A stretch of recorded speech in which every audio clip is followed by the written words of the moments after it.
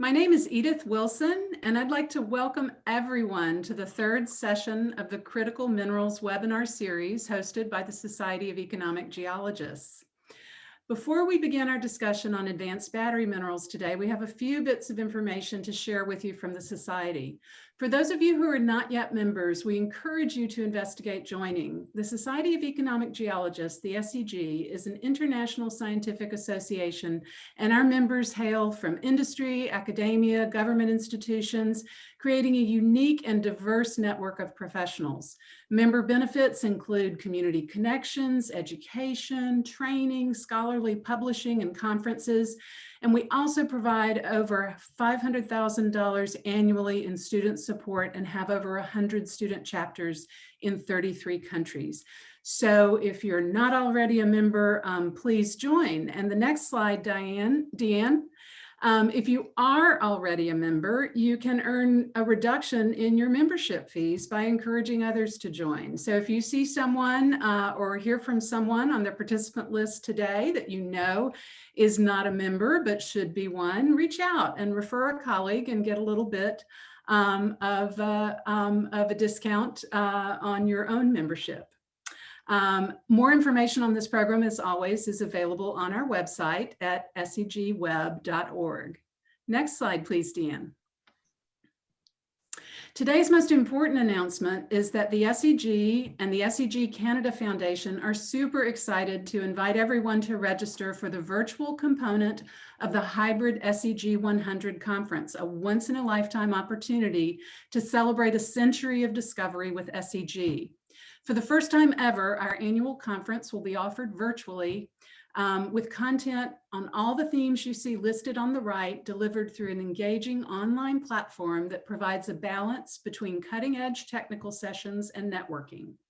We continue to be hopeful that SEG 100 will include an in-person component at Whistler, but current COVID-19 regulations in British Columbia would not allow this to happen. If that situation changes, we will immediately move to open in-person registration. So may we have the next slide, please, Deanne? All of our conferences include a strong student and early career component, and SEG 100 is no exception. From virtual workshops to roundtable discussions, there'll be many opportunities for our diverse membership to learn from each other. Okay, on to the next slide, please, Deanne.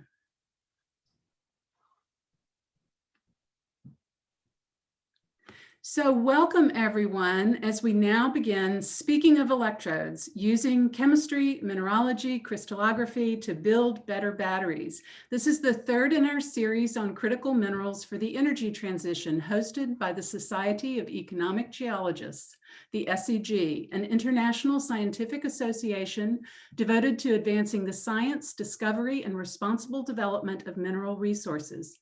Please note that today's webinar is being recorded and will be available to the public on the archived events page on the SEG website, as well as the SEG YouTube channel. Next slide, please. For those of you just joining in, my name is Edith Wilson, and I'll be your moderator for today's discussion. Before our panelists introduce themselves, I'd like to extend a special welcome to our students and early career professionals. We hope that these discussions with our panelists will be inspiring because they're leaders in the creation of advanced materials from the mined materials that we discussed in our last session. And we hope that it will illuminate some opportunities and ideas for you as you explore the new landscape of battery technology and the minerals that make it happen. Our first order of business is a quick poll. So we're going to open the poll shortly. It will come on your screen, and we're going to invite all participants, including our panelists, to take the poll so that we can gather a little bit of demographic information. So here we are with the first one. If everyone will please scroll quickly through this poll. And indicate which best describes where you are in your career, what your age group is, which geographic region you are based in, and finally, what is your current employment status? So if you will answer all 5 questions and click submit, we will begin to see some results coming up shortly. Our format today, I'll just remind everyone, is that we will be taking questions in the Q&A feature of Zoom. We're going to reserve the chat feature for technical issues or difficulties that are behind the scenes facilitators will handle. So please put your questions in the Q&A. You'll be able to see everyone else's questions. So if you see a question that is already asked, you may upvote it and that will bring it to the top of the list. So in just a moment, we should be seeing the results of our poll emerge. There we go.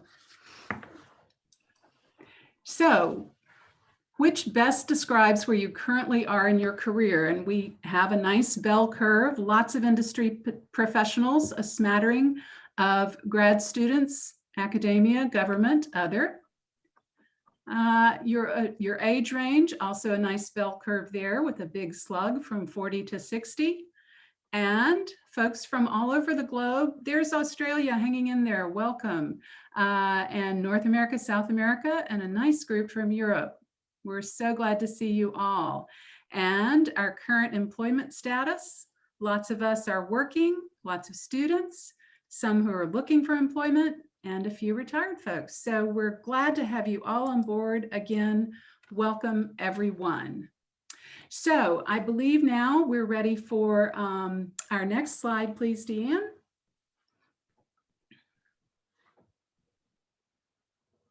And this is familiar to those of you who have joined us in the past. We look in this series at all links in the supply chain for energy materials, and we're always asking where are the opportunities for energy geoscientists, for economic geologists, as we work to develop a sustainable supply chain of critical minerals for the battery world. Last time we looked at the very start of the chain at mining. Now we're in less familiar territory to most of us economic geologists, and we're looking at the very important part of the process of refining and creating and testing advanced materials made from those raw mine or brine concentrates. Our next session is going to take up the last topic of how to close the loop on the circular economy by recycling and repurposing already used battery materials. But today we'll get an inside look at what makes the energy storage supply chain so unique, and that's the need for bespoke, fit-for-purpose materials. So the next slide, please, Deanne. So let's take a quick moment to consider that the energy transition is really about much more than switching resources. Instead, it's fundamentally a change in how we store the energy that's captured from the sun. For millennia, we've used hydrocarbons, first wood and now oil and gas. And these hydrocarbon storage devices for energy were the most efficient in their day, but to use them, we had to destroy them. Now we're moving to storing energy in batteries, among other things, that are not destroyed upon use, but whose components can be repurposed and recycled. These components also need to be carefully configured, not just blown up, to efficiently store and deliver their energy. So we're going into a world, we're going from a world of simply extracting and using up materials to a world in which every step of the supply chain involves a deep understanding of material science, geology, metallurgy, physics, chemistry, and engineering. So we've brought together today a panel of explorers, scientists, entrepreneurs, business owners, inventors, and visionaries who are already working on making this happen. They all come from different backgrounds, they have different personalities, they have different areas of expertise, but they are all working toward a common purpose of ensuring access to affordable, reliable, sustainable, and modern energy for all, and in this most fascinating world of battery technology. So as we switch to the next slide, please remember, I'm going to ask our panelists to introduce themselves briefly to you all, but you may begin at any time. If something is said, you may begin at any time asking questions in the Q&A function. And again, please reserve the chat function for any technical difficulties. So I'm going to start by asking our panelists, Rebecca Paisley with Cornish Lithium to begin our introductions because she is closest to the mine. So Rebecca, please take it away. Thank you for inviting me. So yes, I'm Rebecca Paisley. I'm an exploration geochemist at Cornish Lithium. And as our name suggests, we are looking for lithium in Cornwall, based in the UK, southwest of the UK. And just a quick background on me, I was a volcanologist actually in a past life. And so for many of my outreach presentations, it's normally me on top of a volcano, but I thought, we're talking to the SEG and I'll show Exploration 101 in Cornwall. And my colleague and I, pre-COVID, went out and did some water sampling across part of Cornwall to understand the geothermal waters that circulate in the subsurface. And so, as I said before, I did a PhD in volcanology. I was actually a recipient of one of the SEG's student support funds, which was fantastic. I did that in McGill, and then in Montreal in Canada, and then I came back to the UK and began working for Cornish Lithium as a project geologist, and I'm now the exploration geochemist. And so my day job at the moment is twofold or threefold at the moment. I work on understanding the chemistry of waters that circulate in structures across Cornwall. These waters are enriched in lithium, as most of Cornwall is underlain by giant granite, lithium enriched granite. But most of my day job at the moment is working with engineering companies and some fairly innovative spin-outs from universities and so on, trying to understand how we can extract lithium from these geothermal waters, and how can we do that responsibly, and how can we make it efficient and cost beneficial. So that's a very brief kind of description of my day job, but I'm more than happy to go into it in detail. And if we just go over to the next slide, I was asked to put in a photo or a description of something that I find interesting. And I actually put this in for the graduates who are on the call, and the students who are maybe looking to get into the mining industry or looking post PhD, post postdoc, of how can you make an impact with your position. And one thing I found quite helpful is how can I align my work with the Sustainable Development Goals from the UN. And so mining, mineral exploration, and geoscience actually can touch all 17 goals. And so I thought it'd be best to put this in to give an idea to people who are currently looking for a position to think outside the box, maybe, of how can you find a job that you're interested in and will have an impact. And again, I'm more than happy to talk about this slide in more detail in the Q&A, but I'm aware we're going quickly through the introduction, so looking forward to talking. Thank you so much, Rebecca. I appreciate that. And I've always found this diagram fascinating as well. And it is available through the Geological Society. And it always inspires me to do new things. Now I'd like to ask David Anichuk, who is Global Lead on Metallurgy with SGS, to introduce himself and his work. I have to remember to unmute. Thanks for having me.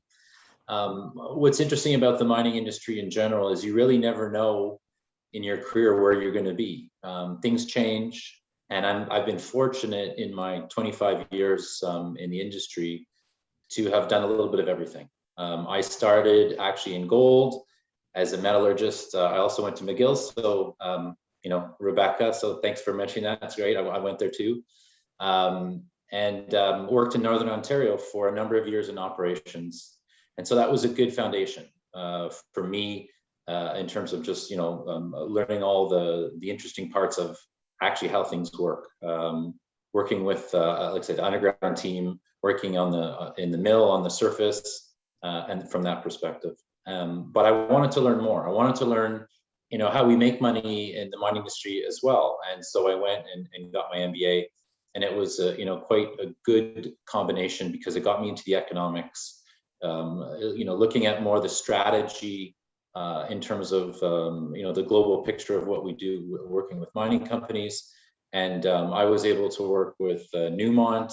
I ended up working with Xstrata, Glencore, over, I think I went through 18 years with the same mining company, all of those names, through 8 name changes and 4 acquisitions. So that's the fun part. And I started in gold. The middle of my career, I spent many years working in copper. I was fortunate. I was actually globally selling all of our copper cathodes. I worked in Dubai for about almost 7 years. I was selling at the last time the peak price to copper, it was $6 billion a copper per year based on our global production. And that was interesting because it allowed me to see really all the different parts of the world. We had operations in North America, South America, Australia. So it really opened up the world. But then all of a sudden, these critical minerals started, people started talking about them. And I did it for my first presentation in 2016, talking about electric vehicles. And that was because it related to copper and where the industry was headed. But before I knew it, I switched to consulting when I moved away from the operation side. And in fact, I ran a consulting business where I specialized strictly on critical minerals. So maybe this is a good time to go to the next slide. And what it did is it brought me, if I starting in copper actually, and I still think, copper is critical. I've been fortunate to visit Chile, Peru, see these large, massive open pits, to visit operations. But at the same time, moving into consulting for critical minerals, I've been fortunate. I've been northern Quebec. I've seen lithium projects. There's some well-known ones there.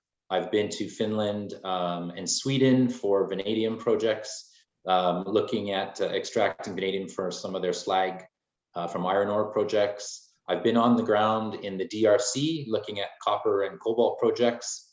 And we know the DRC comes up all the time when we talk about cobalt. And I followed that supply chain all the way through to China. So I went to processors there on the refining side. I've been to the Ukraine to look at graphite projects on the ground. And even though my main background, is as a metallurgist, I spent some fair time as a mineral economist as well. But in the consulting business, I think I've spent more time with geologists on the front end. So, it's sort of full circle when it comes to the mining industry, whether it's commodities, geography. Anyway, so it's an exciting time and look forward to discussing it further. Excellent. I'll turn it back over to you. Thank you, David. And before I introduce our third panelist, I just want to remind anyone, if you hear anything you'd like to ask a question about, please put it in the Q&A function. And if you're having any technical difficulties whatsoever, please put a note in the chat. So our third panelist is Paige Johnson, and she's a little bit further up the supply chain. She's the founder and CEO of 109 Technologies, a company that develops and manufactures new battery materials. Take it away, Paige. Thank you. And thank you for having me on the panel, Edith. Like Edith, I am coming to you from Tulsa, Oklahoma, which is kind of an odd place to be doing what 109 Technologies is trying to be doing. If you haven't already figured out the kind of pun in our name, 10 to the minus 9th is a nano. So it's a way of saying nanotechnology in scientific notation. I am the founder and sole CEO and also the inventor of our unique technology. And Edith wanted us to pick things that made people want to ask us questions. So I think I'm in a way, an unusual person in an unusual place, trying to do kind of cutting edge chemistry and cutting edge transformational technology for batteries. Our goal is to transform batteries from the inside out. I probably don't have to tell you, but I have to tell many people that they're not gremlins inside their phone making it run. There's a battery, and inside that battery are active materials that have electron generating reactions. And we're chemists that are really focused on enhancing and making those materials longer lasting and more sustainable. Those are the really two pillars of what we're trying to do, is energy dense materials that are from sustainable sources and from friendly materials. And Edith, if you'll go to the next slide. And as I was thinking specifically about how this relates to geology, because I come from a more chemical frame of mind, I was thinking, Edith and I have discussed many times the fact that everything comes out of the ground originally, and we have to recognize that. But what we're really doing in a way at 109 Technologies can be thought of as breaking geology down and then building it back up. And so this is a pile of our active material that will be entering the market. We're scaled to tonnage capacity and we'll be entering the market later this year. And basically this is, if you were to look at it and chemical analysis on it, it is very similar to a geological material. And of course, it came originally from the Earth's crust. And those materials were broken down, taken through a series of chemical precursors processes, and then we build them back up. Because even though that we arrive at again at something that you geologists would recognize as a geological material, by treating it this way as a chemist, I've been able to make it really, really small so that there's a lot of surface area available for reaction. And I've also been able to adjust that surface for additional reactions that are going to make my battery last longer. And so this is really a recreation of geological forms in ways that make it more useful to the battery. And that's what we're doing at 10.9.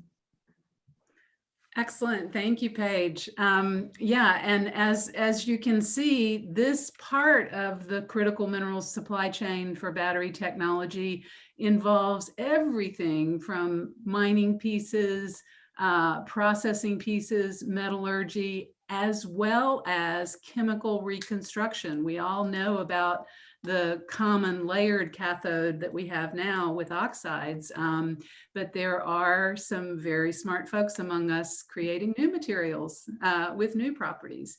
So our final panelist, I'd like to ask Igor Barsakov to introduce himself. He's with the American Energy Technology Company, and he's going to talk about the ultimate piece of this process, which is the testing and certifying of advanced battery materials and how earth science, among other sciences, come into that role.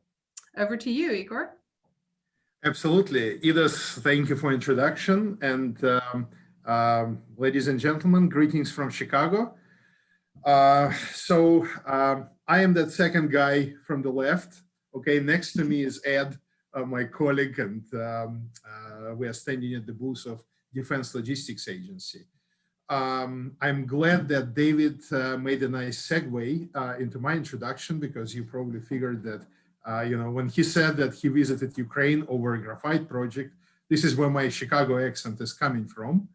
All right, and I did my PhD working with a team in Germany using graphite in one of the earlier batteries. Gosh, that was in 1989, and we even, at that time I was a Ukrainian researcher working almost exclusively with graphite mineral for batteries, and we even managed to get a patent innovation award, like first place, a German patent. Okay, with our German partners.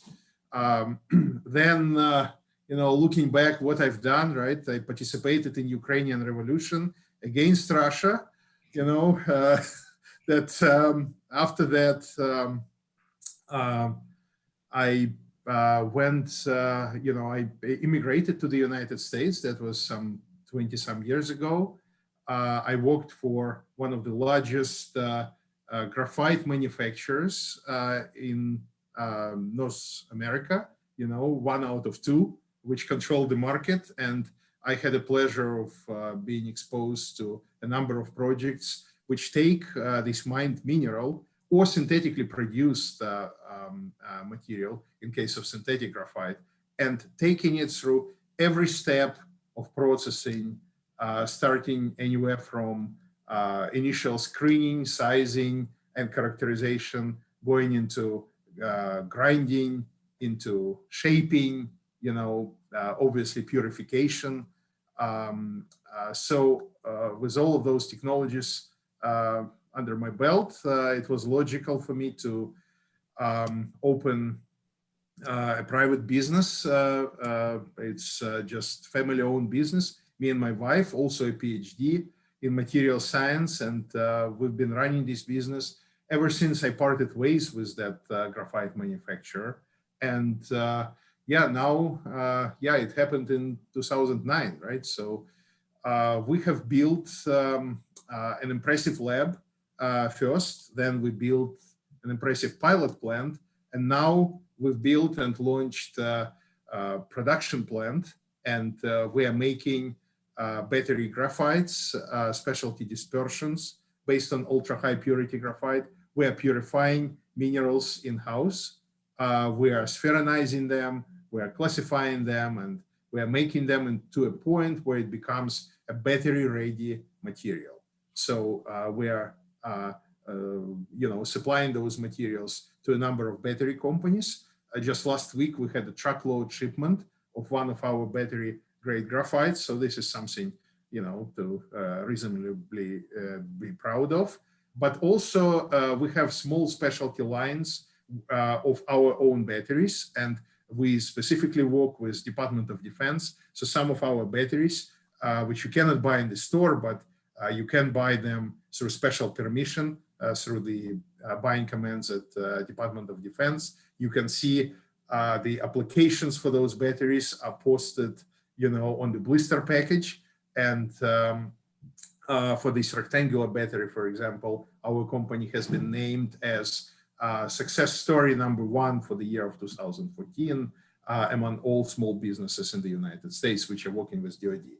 And we would be nothing without our people. So I'm showing some of our equipment and our young individuals. I'd like to say that we are running internship programs and we are actively hiring. So those geologists who are listening to us, who want to seek employment, I encourage them to visit our website and send their resume. Whenever we have a chance, let's jump into the second slide. All right, something by way of providing food for thought, and I'm zooming in strictly on the US battery market and users market. You have these two maps. Traditionally, people look at the map on the right, where we call it, south of Mason-Dixie EV battleground. There have been several announcements and also, factual moves of international vehicle companies, which are making electric vehicles, to create infrastructural assets in the southern portion of the United States. Equally, though, there is another battleground in Midwest where you have, tremendous activity going on in states of Michigan, Indiana, Ohio. And what you see here, and this is something for all of us to think about, while we're talking about importance of electric vehicles and minerals, domestic minerals for them, we also are seeing that international battery manufacturers, Korean manufacturers, Japanese manufacturers, Chinese manufacturers are actively moving, following the money, following where the customer base is, who is going to be buying electric vehicles. They are moving and building factories like crazy on the territory of the United States. I wish I'd known we'll have European viewers, because I have similar maps for Europe. The story is the same. Asian companies are moving in and they're building factories. And the only way for them to make sustainable operations in making batteries is going to be sourcing domestically mined and domestically produced raw materials. I'm in graphite, Rebecca is in lithium. Those two minerals coexist in the same battery system. I just would like to encourage you to explore this map and also explore the two paper excerpts located in the lower right corner of this slide, where you can see that actually US's dependence on foreign minerals has been brought up to the highest level of politics. And we show here excerpt from President Biden praising two Korean companies for settling in court for building two factories, one in Tennessee, one in Georgia, and also Senator Murkowski, who is on the other side of the spectrum, the Republican spectrum. She is also a very prominent a member of the Committee on Independence of Minerals, and she's saying here what you can read on this slide.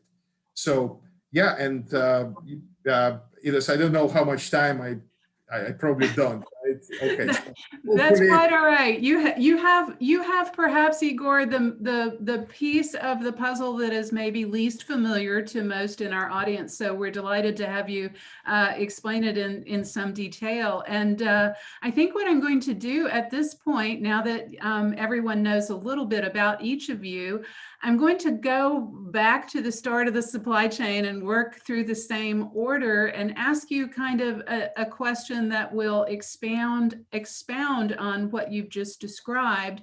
Deanne, we can go to panel mode. There we are. Okay, so that you can see everyone as we're chatting. We have a couple of specific questions in the Q&A. I want to encourage everyone who is participating to please put your questions in the Q&A. But just to get things rolling, I'm going to ask, starting with Rebecca, I'm going to ask each of you in the same order to please talk about a little bit more about what you do in getting your minerals from the mine into the processing stream, and where are the opportunities for geologists in as you see them, Rebecca? Oh. I'm on mute. Classic Zoom error. I said that was a big question to ask. I think so. Cornish Lithium, we are very much still early phase exploration, and so we don't have an active production of lithium just yet.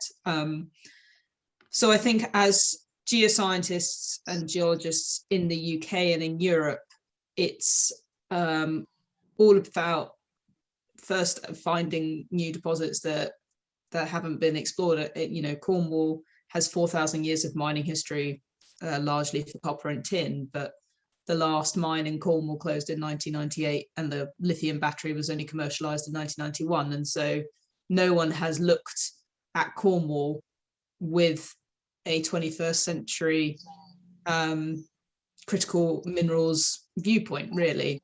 And so, we as geoscientists within the company have come in and taken all of these old mining documents. We have 2 digital archivists working full time, bringing that work to get that old historic data together as the foundation of our exploration. And then we also have data scientists within the team that start to bring in your more modern techniques, your bathymetry and LiDAR and so on.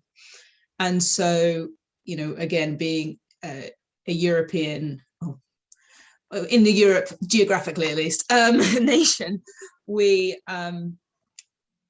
people aren't used to having mining in their backyard. And so again, as geoscientists, a lot of our roles involve communicating with the locals to let them know what we're doing, and really talk about the kind of responsible exploration. This is not invasive open pit mining that we're ever going to be doing. And in terms of bringing those minerals into the supply chain, as I said, we are early phase exploration, but my day job at the moment is less doing exploration and more working with pretty innovative companies to come up with responsible, environmentally friendly extraction methods for quote unquote unconventional lithium sources. There isn't a significant, if any, lithium production from geothermal waters. There's a lot of exploration going on in the Salton Sea. You have the Vulcan Energy in Germany, ourselves in the UK, but there's no commercialized plant. And the same with our second deposit. We're also looking at lithium in mica minerals. So, traditionally lithium is from spodumene, or the vast majority of hard rock lithium is in spodumene. And so again, our hard rock team have been working tirelessly with a company called Lepidico, from Australian-based company, coming up with a responsible extraction method for these unconventional minerals, mica minerals. And so I think, it's thinking outside the box, particularly for us, about how do we get this lithium onto the market and onto the market quickly. So it sounds like you see, in addition to the role of exploration geologists, also the geologist as the communicator with the community, and also as the mineralogical expertise as well. Yeah, I think I feel like we're a jack of all trades in our company. Maybe that's just unique to our little small team. But yeah, no, we do have, we are actually looking for a stakeholder communicator if anyone's interested. But I do spend a lot of my time talking to the locals. We do, the geologists, we do outreach into schools, particularly in the area. Cornwall, as I said, 4,000 years of mining history. Everyone here in the county is very keen for mining to return. And so the moment they find out you're a geologist, they want to know more. And so you have to always be ready to answer questions wherever you go. Yeah. Great. So, and again, I think, that sounds familiar to us, although, when we read all of these wonderful press releases about how the UK is building a lithium-ion battery supply chain, sometimes it's hard to see where the geologists fit into that picture. So thank you for illuminating that for us. So David, one step further up the ladder, where do you see a role for geoscientists or scientists, geologists, economic geologists in the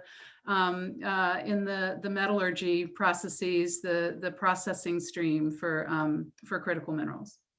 Yeah, I mean, I work with, like I said, geologists, like I said, all the time, and so.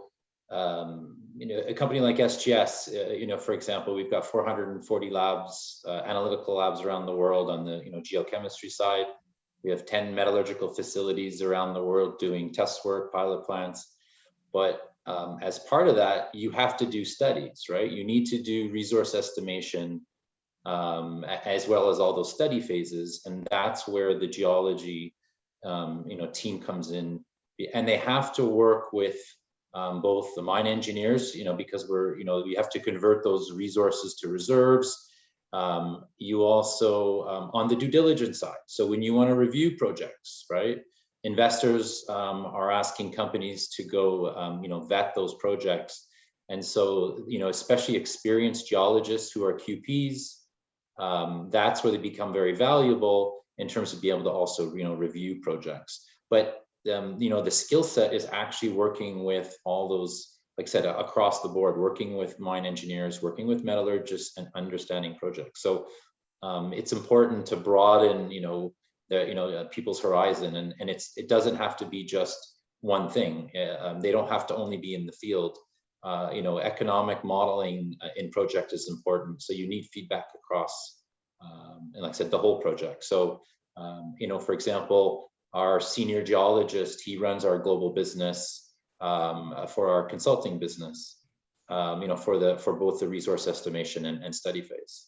And he has a fantastic, broad depth. In fact, he's doing a webinar next week with CIM.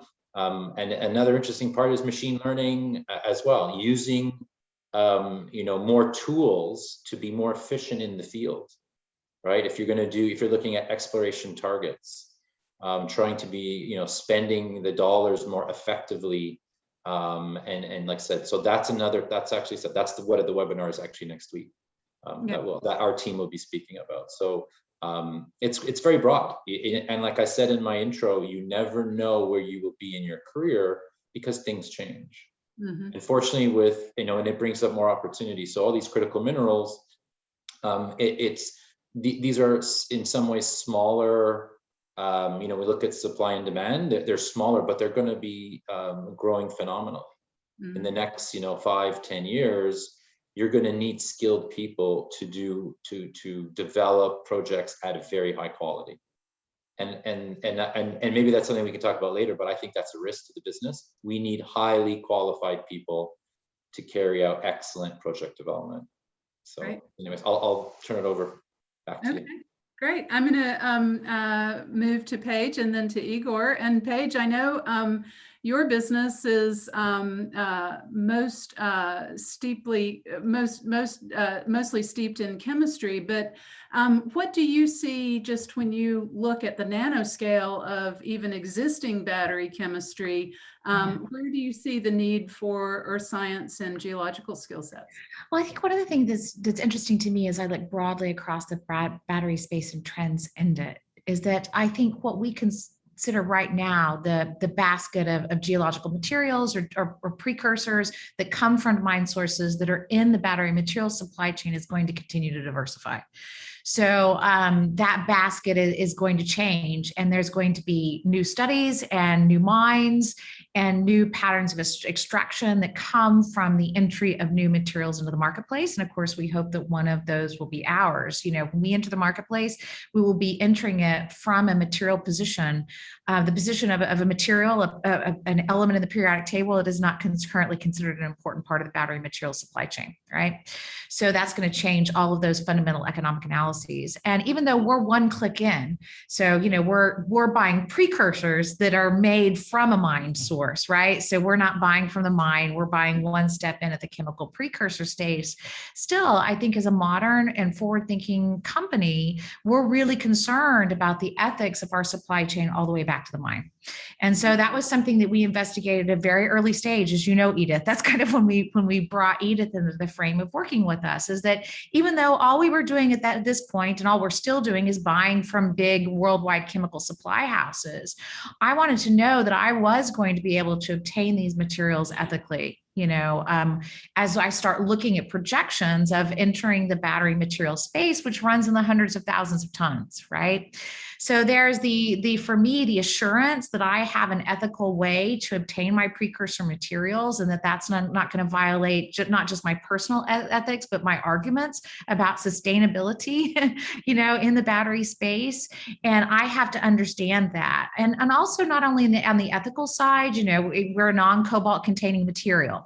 So we want to escape those horrible, you know, worries about child labor and unethical labor conditions, but also we're really concerned about the carbon footprint of our process overall. And so Edith knows this from our internal discussions. We're able to do, you know, our production completely from renewable energy, but we want to now go a click back and look at, you know, the carbon footprint of our precursor and how we can offset that by the additional solar energy in our facilities so that we really get to what we hope is the world's first carbon neutral battery active material. And all of those are, you know, to a certain extent, I think, geological economic arguments. So that's really useful to us. And then you really do have to plan. You know, it's one thing when we were just making 4 grams in a flask, and that's where we started. And now we're making tons, and, you know, our business plan calls for being in the 10,000s of tons within 2 years. And where's all that material going to come from? And I'm like, going to be able to obtain it. So that vertical integration piece is something that we're already addressing, even though we're just kind of coming upon market entry. And that hits on the theme of this discussion, really, which is that vertical integration and the fact that as a geologist working in the critical minerals world, you have got to be aware of where your material is going after you find it, after you mine it. And that is our segue to the last person I'm going to ask that question of. And then we have some questions from the audience. We'll move on to those. But Igor, tell us about what you see. And I think you see a lot of fairly unique geological skills being applied to the structure of batteries. Can you talk a little bit about that for us? Thank you, Edith. Absolutely. So I'm going to stay true to my mineral, which is graphite. It's going to be simple, but I'd like to tell you that graphite is one of the more difficult minerals, and many people can attest to that. We tend to oversimplify. Gold is gold, right? Silver is silver, copper is copper. Okay, but maybe I just don't know enough. Okay, and I'll be the first one to confess, but I can speak for graphite. Depending where you mine that graphite, the set of properties are going to define its future. And when Edith asks, how do you see the economic geologist actually, you know, coming into play here? He's that person to me, that dreamer that believer who comes to a deserted place somewhere in Africa or somewhere in Australia, he looks at this, and typically graphite is buried like 20 meters down. So he cannot even see that graphite, right? But he knows it's there, and he starts drilling, and he starts projecting and prospecting, and he starts saying, I'm gonna change the world. I'm gonna change the way how the system is set up right now. I'm gonna reduce world's dominance on China. I'm gonna make something truly unique. So this is the dreamer who dreams up the project that this graphite can power BMW, right? And then he needs to have this other head, which is the economic head, to say, how do I actually get it, right? So first I get it to companies like David's, like SGS, right? I need to float, I need to provide the concentrate. I need to have enough knowledge to make sure that the flow sheet, which SGS is going to propose, is not going to butcher that flake, that flake can go into the secondary processing flow sheet where it can be successfully upgraded to a battery-ready graphite.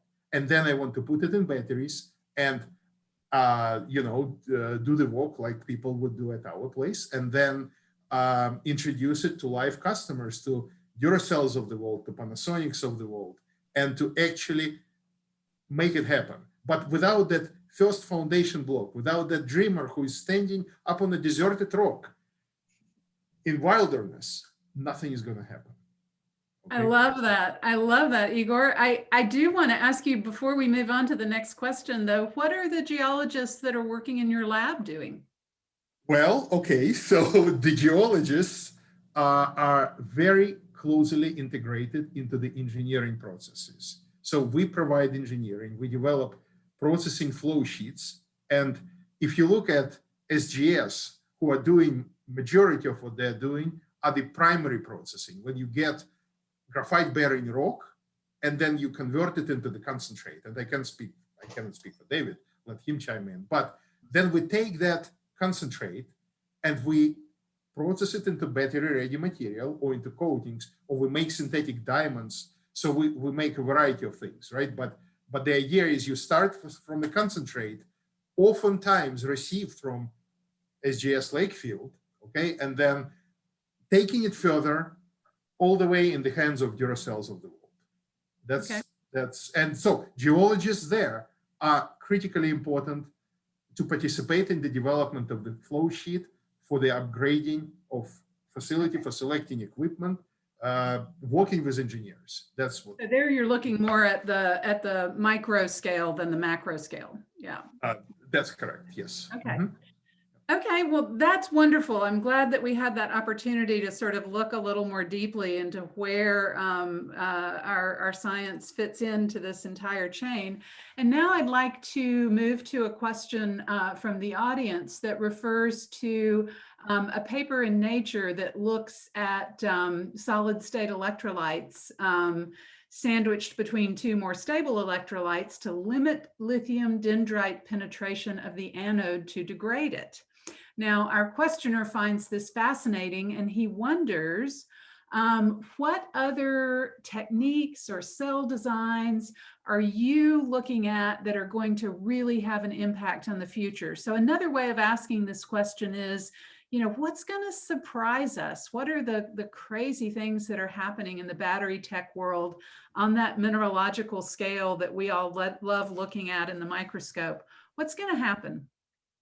What do you think is the most exciting thing, David, that's going to come down the pipe with battery technology? I guess some of it is fixed in the sense that if you're looking at a chemical or automotive company, they're always planning 5 to 7 years down the road. So they don't want to necessarily change the chemistry too quickly, but at some point we're going to see innovation. So things will change as well. So I think that's sort of the interesting part when it comes to the chemistries. But again, so don't forget, they do have to make decisions. There is, a lot of information out there in terms of these, mega factories. Currently today there's 200 that are in the plan that are either operating, under construction, or announced. And those are bricks and mortar commitments from both chemical and automotive. Like, it's Right. not a head fake. It's not a forecast. It's companies saying we need to change, right? Okay. Yeah. So that's a bit, I mean, there's sort of a bit of both. The one caution I will always say is, if I hear there's a new technology that someone's going to change the world, but it's something in the lab, then come talk to me in 10 years once you can test it, commercialize it. Because again, the automotive companies, they want things that they can rely on. And Igor, and others, like Paige, they deal with that end of the supply chain. So I'm curious to see what they'll say, on that side. Yeah, I asked you first though, because I know that we share that recognition. We all do, that a lot of this technology is baked into the OEMs at the end of the day. But now I'm going to pick on Paige. Paige, how are we going to disrupt that? Well, I think I'll just say that there's a really, really long and difficult road from a paper in Nature to market adoption, and that's honestly the reason I left the university, is because I could tell that nothing I would publish there would ever make a difference to more than 10 people.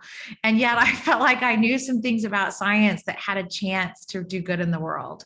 And that has to happen in the marketplace, not in the pages of Nature. The academic world has its own reward system, and that's awesome for academia.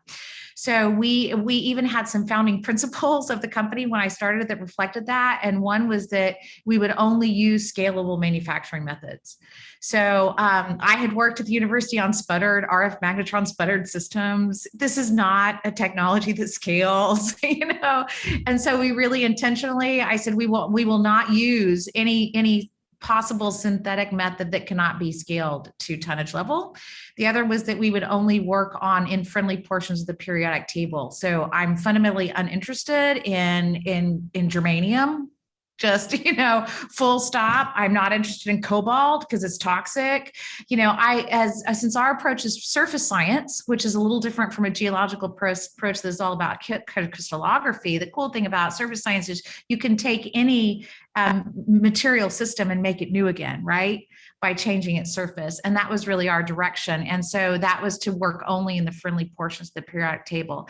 That said, it's been incredibly grueling and difficult to get to tonnage production, which is only the first marker of being able to enter the market. Next, we're going to have to go to thousands of tons of production and then 10,000s of tons of production. So that's a very, very difficult road.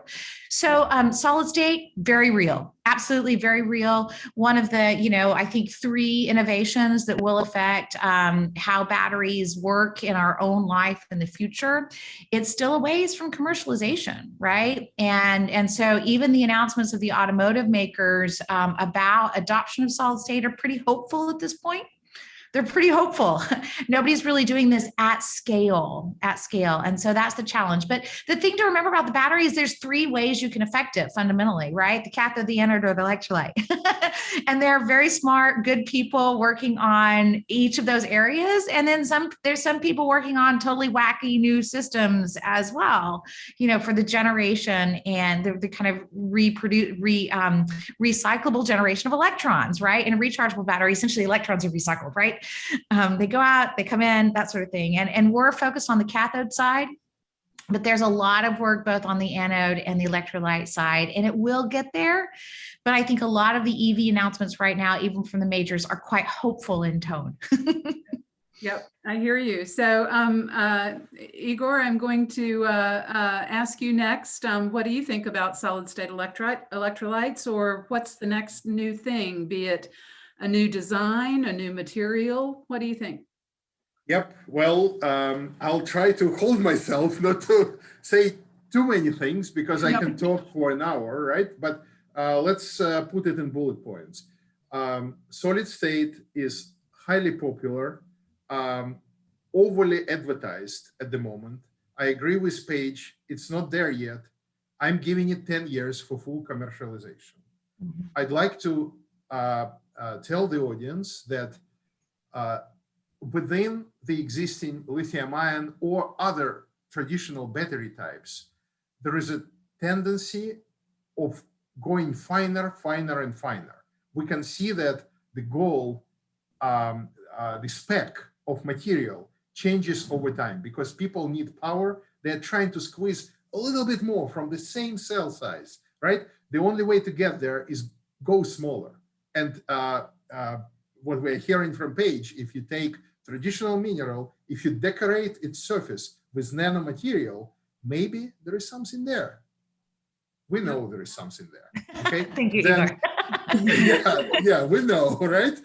Okay, but there is another thing, very important thing, well, two things which I'd like to mention. Don't forget traditional batteries. Let's look at lead acid batteries.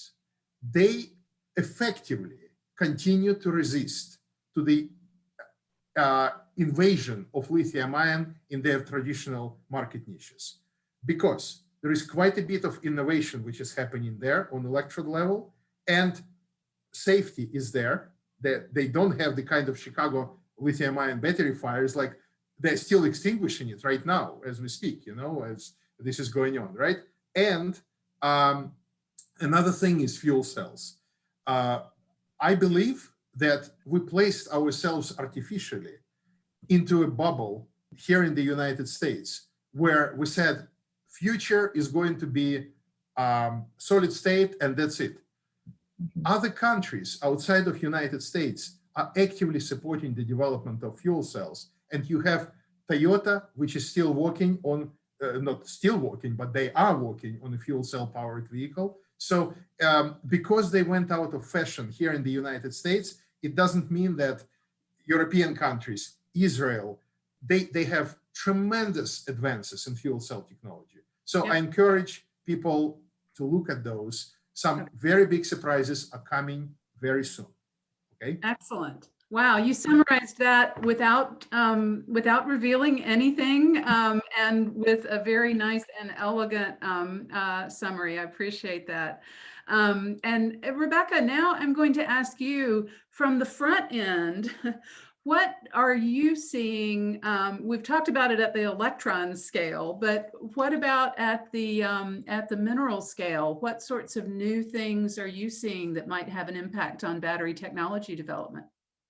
Well, one thing, because I work and work with a lot of universities and kind of innovate style grants in the UK. We have this Faraday Institute, which is really driving battery innovation in the UK.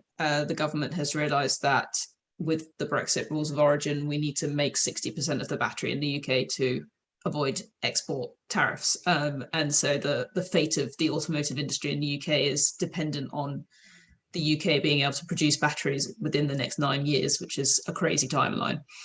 But what actually, one thing that I do find interesting is like those new, we don't talk to anyone who's looking into lithium solid state, but lithium sulfur batteries I find really cool. The prospect of being able to make a battery that's lighter, and so you could use it in planes and so on, things like that. As you know, as David said, they're on the horizon, but they're still for us worth thinking about and understanding. And one thing which is probably less fun to talk about, but probably more important for our point of view, is understanding what the chemistry needs to be for the lithium hydroxide that we make for the company that needs it. I sit on the British Standards Institute for the Lithium Committee and also the ISO Lithium Committee. We have our first session this year, and there are no lithium hydroxide standards globally. Everyone who, every automotive, OEM or lithium refiner makes a lithium hydroxide compound that's suitable for their battery. And so, as a mining exploration company / hoping to be a lithium producer, trying to find out what is that battery grade lithium hydroxide that you need. And actually, if you talk to 10 different companies, you're going to get 10 different responses. And so I think the biggest innovation, at least in the lithium space, would actually be standardization of the compounds required for batteries. And so, yeah, part of my job is to understand, what is that end goal, what that company need, and then how do we get there based on the chemistry of our waters. So I think actually more mundane things like that are probably going to be the defining features of this decade, for lithium at least. So, and while I have you on deck, we have a specific question for you, Rebecca, from the audience, which is just to the point of those lithium brines. What are the lithium concentrations in your Cornish brines, and what are the environmental and exploration challenges of defining what's economically extractable? I can talk about the grades of our deep brines because we've announced those, so that's great. So our lithium, the lithium brines or geothermal waters in Cornwall, we have 2 exploration streams, and we consider them the shallows and the deeps. And so the shallow is when I'm looking at waters up to a depth of about 2 kilometers, and then deeps is when I'm looking at water that's about 5 kilometers deep. And so the waters that we find around 5 kilometers deep actually have about 250 parts per million lithium. But what's really exciting from a geochemist point of view, and you know, also a process engineering point of view, is we don't have a lot of everything else. And so yes, finding lithium grade lithium is very important, but actually what is, you know, that's those are the needles in the haystack, and how much hay have you got? And so, you know, our total dissolved solids in our deep brines is less salty than seawater. And so the best comparison I can give, since this a North American conference, is the salt and sea brines are on average 180 to 200 parts per million lithium, and their total dissolved solids are, you know, 180 to 200 grams per liter. So, you know, for every liter of water, you've got 200 grams of salt in there. Ours are 250 parts per million lithium, but only about 29 grams of salt. Wow. Okay. And so there's not a lot else. And in lithium, in the lithium space, sometimes your contaminants are a bigger problem than your actual lithium content. And so magnesium is that one. And so the magnesium contents you see in the salars are, you know, hundreds of ppm magnesium. We have 5 ppm magnesium in our deep brines. So actually, from, you know, my job has been made easier by the fact that our waters are very clean. And so when we go into looking at extracting it, you know, we're focused really on just lithium extraction because there's not a lot else that we need to get rid of.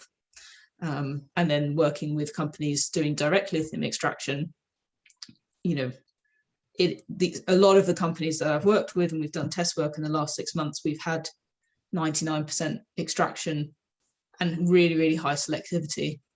And so it's certainly looking promising for us. Excellent. I love that. That's fascinating. I did not know that your brines were so fresh. That's amazing. Yeah. I have another question from the audience, similar in tone, but I'm going to pose this one to David.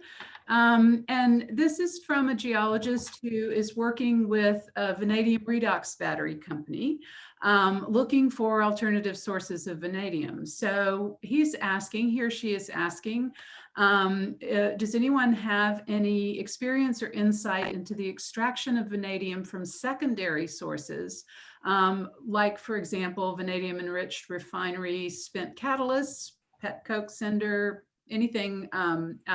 David, do you have any insight into secondary sources of vanadium? I mean, the one that I'm familiar with is based on you know, iron ore operations, and that was where they were recovering it from the waste product, the slag of iron ore, and there was vanadium in the slag, and that was part of the project that we had reviewed. So it was, you know, that trying to recover that vanadium in a unique way, where it was someone else's, you know, waste product, but try to create some economic value out of it. And I'm sure in that, you know, on top of my head, I'm not familiar from a, you know, catalyst point of view, but in my career, I have, you know, when I worked on the copper business, we were purchasing actually catalytic converters, but that was more to recover the platinum, palladium, rhodium units that were associated with that material. But it's like anything, you need enough quantity to create an economic project, right? So is there enough of that somewhere that you could you could find some sort of, you probably need some sort of, pyrometallurgical process to recover that vanadium somewhere. Yeah, yeah. I'm gonna, I have a couple of other questions from the audience, and then I have one that I'm gonna ask you all in just a minute. But I also want to encourage you, if you have our panelists, if you have access to the chat function, to the Q&A function, you'll notice that you can actually answer questions for individual panelists. If there are specific questions that you want to take on and answer in writing, you're welcome to do that. Everyone will see your answer.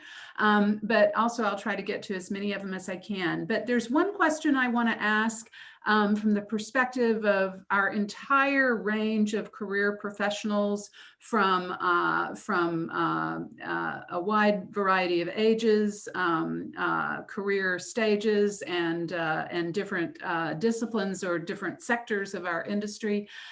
If you could give, and this is just a one word or one sentence answer, please.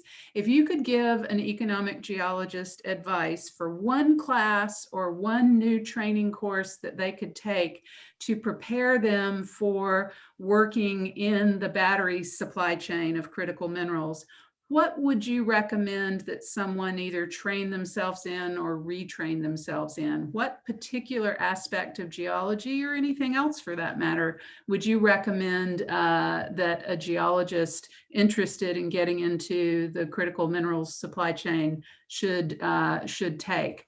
Paige, I see you are interested in that one. Yeah, I think electrochemistry. I think, geologists focus on the atoms and their arrangement in space, right? But what's happening in the battery is the movement of electrons, and you need to fundamentally understand that. Even if like Rebecca, you're looking for lithium and how you're going to extract this from seawater. I think the electrochemistry side of that is really essential to just kind of finding your way in the battery space. Yeah. Excellent. I would say just Paige, I've learned more on chemistry in the last 6 months understanding lithium extraction than it's like being at school all over again. I need to go back and do it again. Yeah.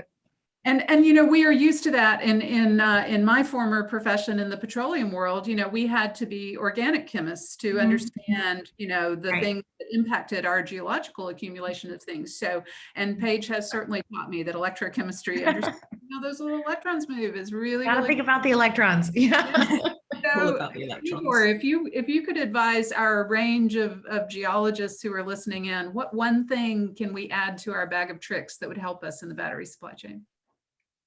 All right. Well, thank you. And Paige, you provided a good segue. My background is in electrochemistry, so this is given, right? But I think in the modern world, you need to be able to raise money and sell your project, find investors. Absolutely. So it may sound crazy, but technical writing and public speaking, okay? And it may be crazy, but this is what you need to get your project going. Then you find an electrochemist. He'll explain things for you. Love that. Thank you, Igor. David, what's your? I will agree. Like on the back end of all these processes, these are highly refined products. And I find myself talking to chemists and chemical engineers because these are all chemical plants. So I agree with everyone, but to add something different, understanding, financial modeling and economics, you got to know the nuts and bolts, right? So how do all these operating costs, capital costs come together, right? So adding one more layer to that as well. Yeah. And what I'm hearing from all of you, if I can just interject a personal viewpoint here, is similar to my first thought when I saw that beautiful image of the mine on David's website. This is such a fractal world. I mean, it's not a question of understanding one scale. You have to understand everything from the electron to the $1 billion investment, and all of the various bits and pieces in between. So I love those answers. That's great. We are coming up on about 20 minutes from our close. So I'm going to ask a couple more questions from the audience.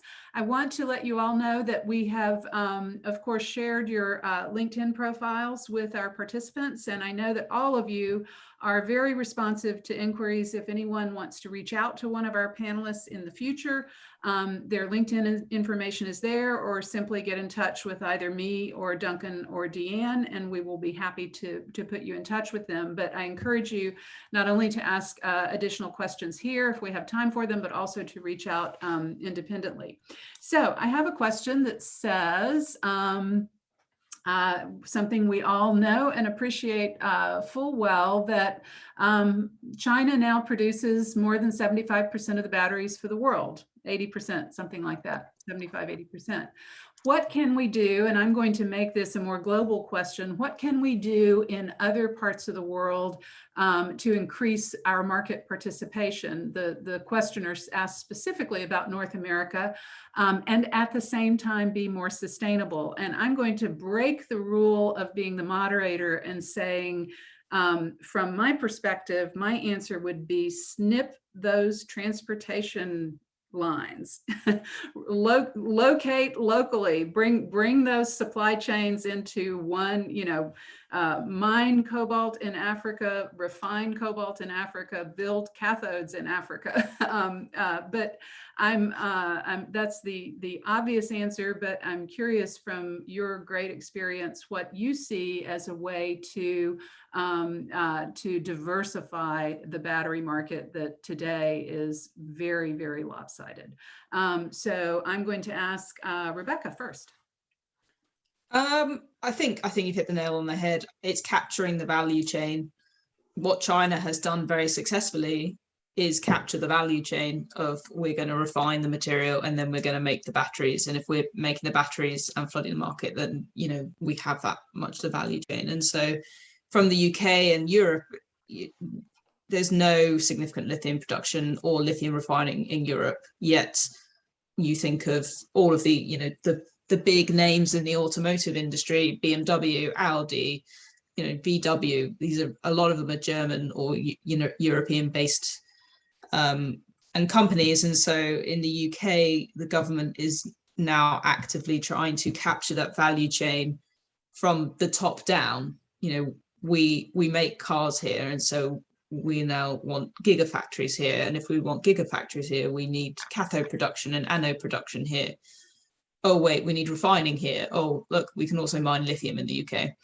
And so the UK approach is very much top down. I think in Europe are a couple of years ahead, I'd say, of the UK, of really funding projects, government funding into projects for lithium exploration, lithium refining, signing up companies to make gigafactories. You build gigafactories in Germany. And I think it is all about capturing that value chain and having that domestic source of material, ultimately, I think, is the ultimate aim. Yeah. But you have to do it at a competitive price, and that's the big problem. Yeah. And of course, if you can save money on shipping, save carbon on shipping, then but we've done life cycle assessments though, and actually the transport part of your life cycle assessment is so we're talking single percentage, and so it's still the carbon, for example, impact going into refining material in China versus refining material where you have a green grid. That's going to make the difference on your LCA. And I think just, I'll let everyone else talk, but we've been talking with a lot of OEMs to understand what they're going to have in 10 years time and how are they looking for it. Really, Paige mentioned it. You're looking for responsibly sourced materials right now.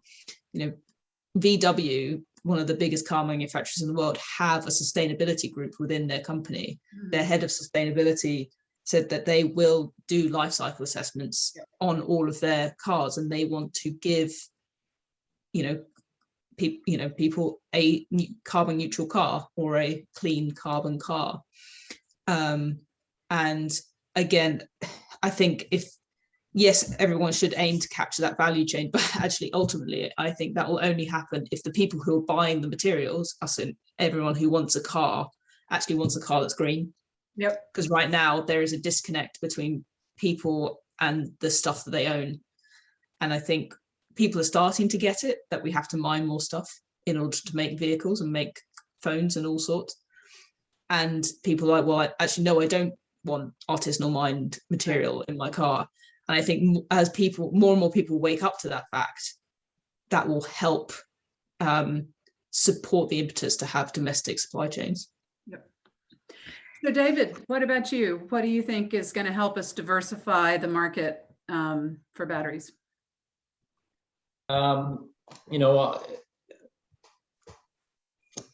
Let's see. I mean, I'm going to say right now we see more regional, tightening of supply chains, right? And I think that's going to be a constant theme. And if we look at the other aspect too is cost. How are we going to develop these supply chains? It's by reduction in cost. Okay. There's a thing called Wright's Law, and in Wright's Law, this is when you basically double your production. You reduce your costs on a constant basis. So that's what the theory says. And I'll give you a good example. Solar. So 10 years ago in the solar industry, they forecasted by 2020 that they would reduce the cost of solar by 40%. Well, guess what happened today, 10 years later? In fact, in reality, the solar cost reduced by 85%. Yeah. Way better, way higher than they ever forecast. And the reason is because the scale of the supply chain increased much higher than they had predicted.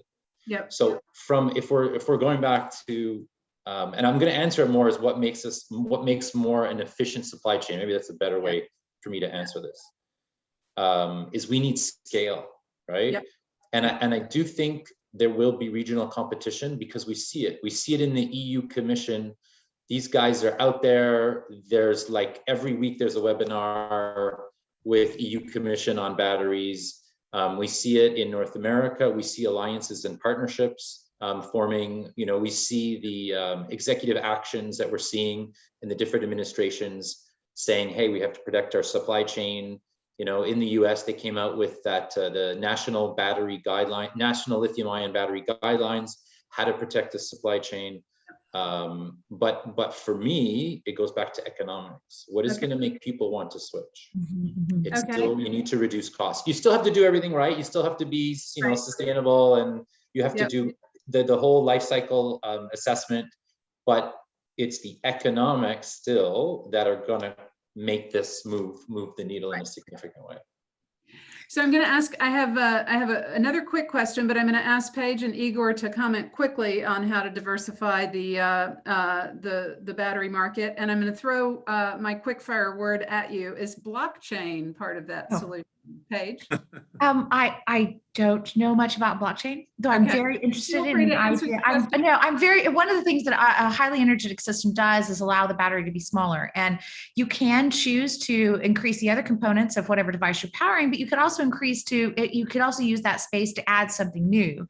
And I'm really super interested in the idea of having a blockchain component attached to the battery that would fundamentally define the battery's life and ultimately its recycling and determine the entire closed loop of the battery system. So that's why I'm interested in blockchain, not from any fundamental understanding of it, which I don't really have, but I just wanted to kind of build a little bit on what everybody else was saying, that, in a capitalistic system, trying to keep people from going to the lowest cost solution is like trying to keep water from running downhill, right? And I'm really worried that kind of the government's attempting to force that via funding mechanisms and investment is really just all it will ever do is nibble around the demands of what is essentially a supply and demand problem.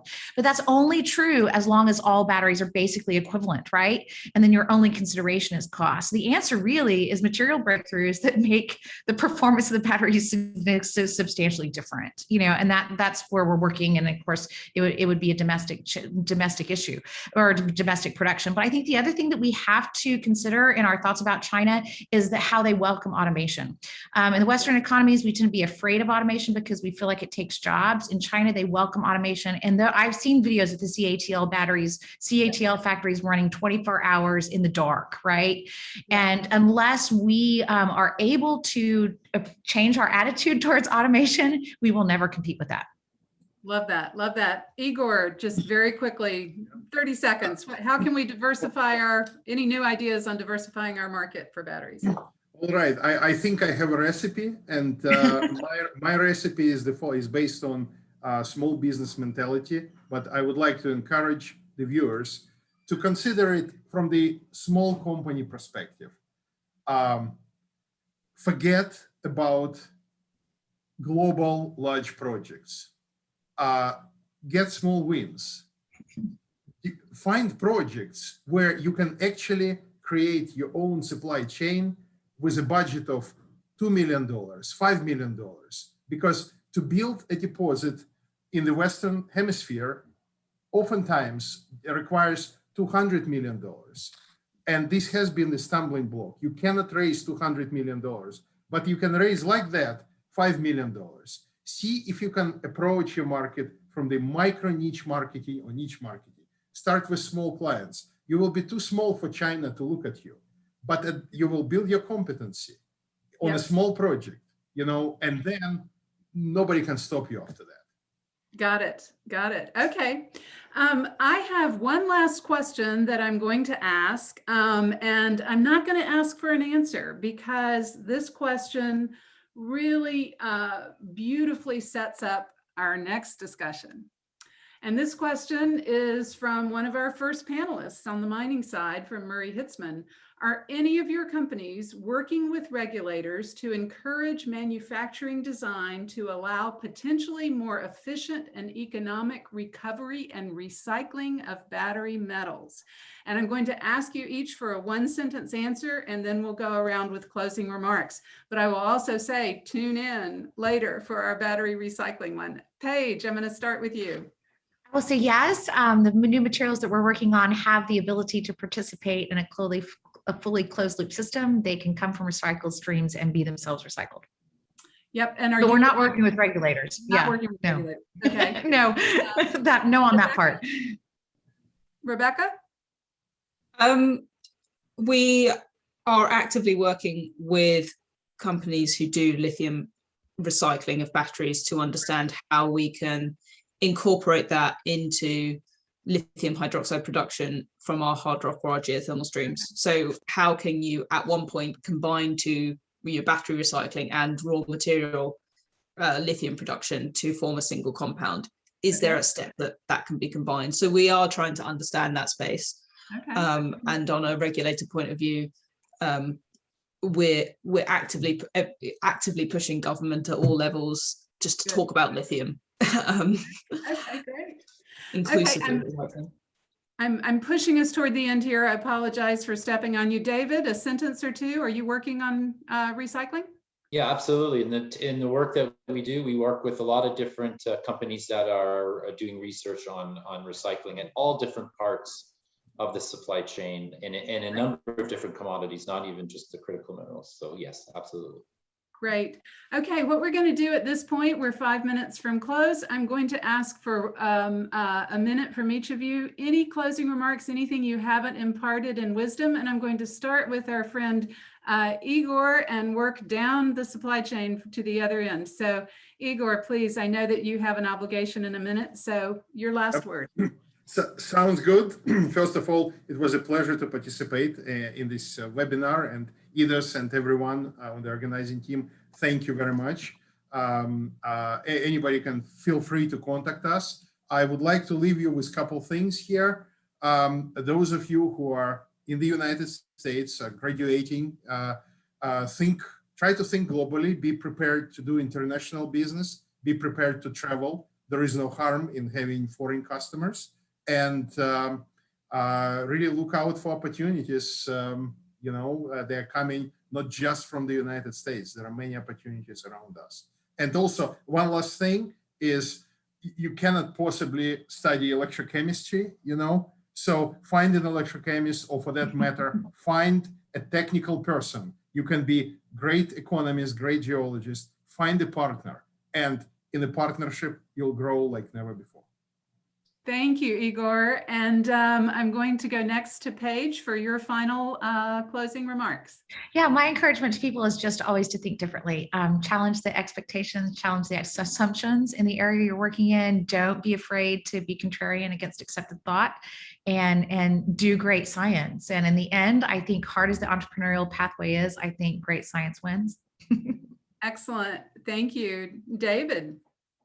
When I started my talk, I sort of said, you never know where your career is going to take you.